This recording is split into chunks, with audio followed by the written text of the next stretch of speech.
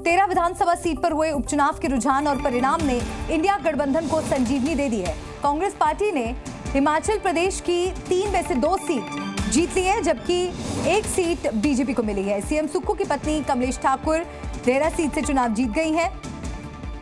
उन्होंने करीब 9000 वोटों से जीत हासिल की। हमीरपुर सीट पर बीजेपी के आशीष शर्मा जीते हैं, जबकि नालागढ़ से कांग्रेस ने जीत हासिल की। पश्चिम बंगाल की 4 सीटें टीएमसी के खाते में गई हैं। पंजाब की 1 सीट आम आदमी पार्टी जीत गई है, जबकि तमिलनाडु में डीएमके ने 1 सीट जीती है। बीजेपी के खाते में मध्य प्रदेश और हिमाचल से 1-1 सीट आई है और बिहार से निर्दलीय उम्मीदवार ने बाजी मारी है।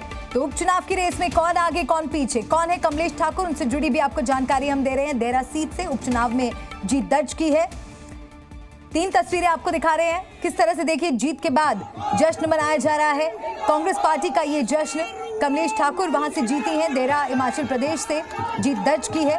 कार्यकर्ताओं ने रैली भी निकाली है। तो 7 राज्यों की 13 विधानसभा सीटों पर हुए उपचुनाव के बाद कुछ सीटों पर तस्वीर पूरी तरह से स्पष्ट हो चुकी है, लेकिन कुछ सीटों पर अभी भी मतगणना जारी है। इन 13 सीटों के परिणाम घोषित हो जाएंगे, लेकिन इस बीच जो बड़ा अपडेट यहां पर आया है, कमलेश ठाकुर वहां से करीब 9000 वोटों से जीत चुकी हैं और जीत के बाद किस तरह से देखिए पार्टी के कार्यकर्ता जश्न में डूबे हैं, उससे जुड़ी तस्वीरें भी सामने आ रही हैं। ढोल और नगाड़े बजाए जा रहे हैं। बिहार में निर्दलीय ने सबको चौंकाया है।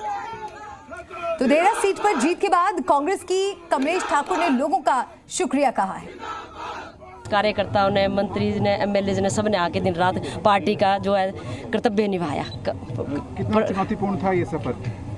देखिए चुनाव तो चुनौतीपूर्ण होता है, कोई के साथ भी चुनौती के साथ भी और उसके चुनाव के साथ भी सीएच है। आप क्रेडिट किसे देंगे इस चीज़ का? मैं इसका क्रेडिट जनता को दूंगी जी, भाई बहनों को दूंगी जिन्होंने कंधे से कंधा मिला के साथ दिया। कमलेश ठाकुर हिमाचल प्रदेश के सीएम सुक्खू की पत्नी है। उन्होंने विधानसभा की जनता को जीत की बधाई दी है। ये जनता की जीत है, भगवान के आशीर्वाद से, देवी देवताओं के आशीर्वाद से। जिस प्रकार का राजनीतिक षड्यंत्र जनता की सरकार को गिराने के लिए किया गया, 16 महीने से हमने जनता के हित में कार्य किए और जिस प्रकार की राजनीतिक षड्यंत्र का जवाब हिमाचल की जनता ने दिया है वो आपके सामने है। तो वहीं हमीरपुर सीट पर हुए उपचुनाव में बीजेपी प्रत्याशी आशीष शर्मा जीत गए हैं। इन्होंने कांग्रेस के पुष्पेंद्र वर्मा को 1571 वोटों से हराया है।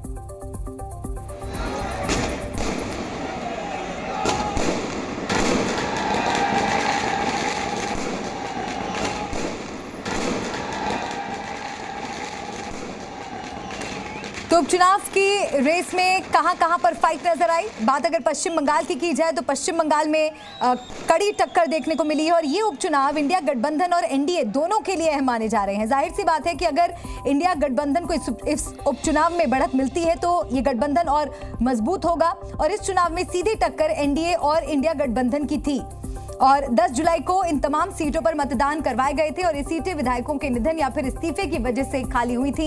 लेकिन जो अपडेट मिल रहे हैं किसने किस सीट पर बाजी मारी है वो आपको हम दिखा रहे हैं। हिमाचल में उपचुनाव के जो विजेता हैं आपके सामने, 2 सीटों पर कांग्रेस ने जीत दर्ज की है और बीजेपी के खाते में 1 सीट आई है।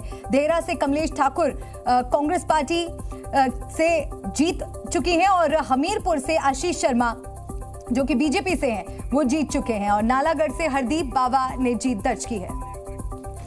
और एक और बड़ी खबर आपको बता दें, उत्तराखंड की 2 सीटों पर उपचुनाव में भी कांग्रेस का शानदार प्रदर्शन रहा है। मंगलौर और बद्रीनाथ, इन दोनों ही सीटों पर कांग्रेस के उम्मीदवार जीते हैं। मंगलौर से काजी निजामुद्दीन जीते और बद्रीनाथ से लखपत बुटोला ने जीत दर्ज की है। तो मंगलौर और बद्रीनाथ में कांग्रेस की जीत हुई है। ये एक ट्रेंड है जो लोकसभा चुनाव से शुरू हुआ और अब आगे बढ़ रहा है। आने वाले जितने भी चुनाव होंगे लगभग भारतीय जनता पार्टी हारती चली जाएगी। ये हार का एक ट्रेंड शुरू हुआ है। 14 में हमारे लिए शुरू हुआ था, हमने देखा उसके बाद हम कई चुनाव हारे। अब वही हाल, उससे भी बुरा हाल भारतीय जनता पार्टी का होने वाला है। जी न्यूज़।